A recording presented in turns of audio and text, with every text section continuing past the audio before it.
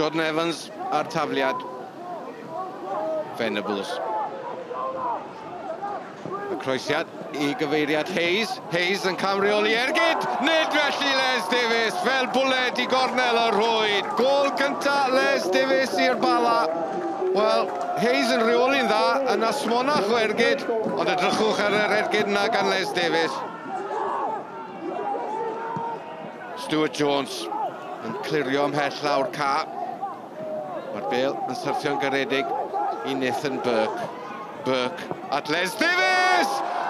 Yn pasio'r bêl heibio I Mike Lewis am I ail gol yn y gêm. Ail gol y Bala ar ôl 2 funud ar hugain.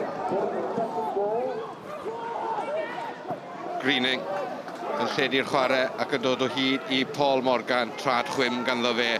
Sadler. Fahia. McLagan!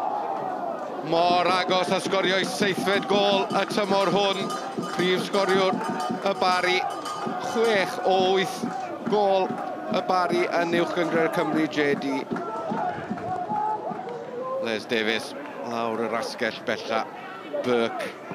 Cyffyrddiau'r gwan ganddo fe. Venables a chyfleu'r gydio mae'n gwneud hynny. Cic gornel i'r Bala. Venables yn dychwelyd ar ôl 3 gêm o waharddiad.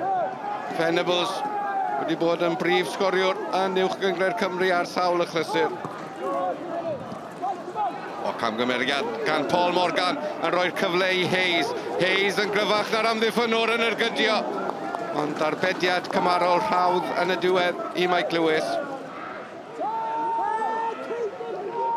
Jordan Evans. Y cyfle I groesi.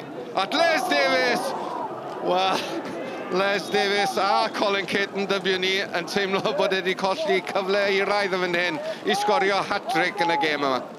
Yeah, I thought we played very well against a very good Barry Town team. Gavin's got them really well organised and you know, they play good football. And I thought we played very well today throughout the game, and it was a good game in tough conditions. Disappointed the goals we conceded. You can't do that against a side of Bala's quality, or indeed anyone in the league, you know. But if I look at the game as a whole, I don't think there was much between the two teams, and at times I think we played some great stuff. And my clear message to my lads is quite simple. You know, we play like that, we'll win a lot more games than we lose. No, a very good day for myself personally, and as part of the team. Yeah, it's always good to get my first 2 goals, but the main thing is the 3 points for the team, and we battled hard under tough conditions today. Yeah, Les, you know, he's it's difficult to come to a new club and find out how we play and stuff, so Les, I'm happy that he's got on the score sheet, finally got off the mark.